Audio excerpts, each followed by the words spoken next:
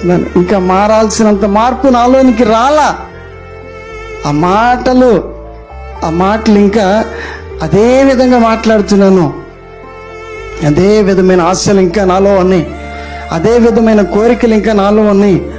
ప్రభువుతో నడుస్తున్నాను పైకి పేరే, కానీ నా లోపల స్వభావం ఇంకేమవట్లేదు, మారట్లా అని ఏడుస్తున్నాడు. అందుకని పశ్చాత్తపడి ఏడుస్తున్నాడు. అయ్యో ప్రభువా, 3.5 సంవత్సరాల కాల సంబంధము, సహవాసము ఇంతకాలం గడిచిపోయినప్పటికీ కూడా ఇంకా నన్ను నేను ఏం చేసుకోలేకపోతున్నాను, మార్చుకోలేకపోతున్నానే.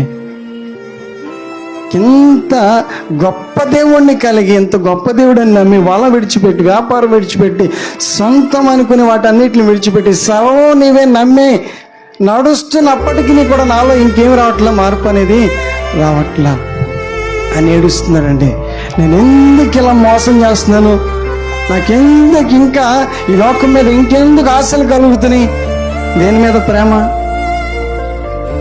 దేని మీద ఆశ, దేని మీద కోరిక, ఎటు మనం పరిగెత్తుతున్నాం, ఎటు మనం అడుగులు వేస్తున్నాం, అవి క్షేమకరమైనవా, నీకు నమ్మకం ఉందా, అవి నీకు ఆధారమేనా, నువ్వు నమ్ముతున్నావా, నువ్వు నమ్మినవన్నీ నీకు రక్షణ ఇస్తాయా?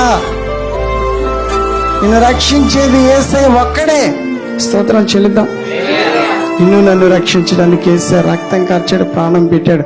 ఆయన ఒక్కడే రక్షకుడు. అంతేకాని మనకున్నవన్నీ కూడా అనుభవించడానికే. మనకేమన్నా, మనం ఎంత గొప్ప వ్యక్తులైనా, ఎంత అధికారం ఉన్నా, ఎన్ని పదవులు ఉన్నా, ఎంత ధనవంతులు అయినప్పటికీ కూడా అవి అనుభవించడానికే సరిపోతాయి, కానీ రక్షించడానికి సరిపో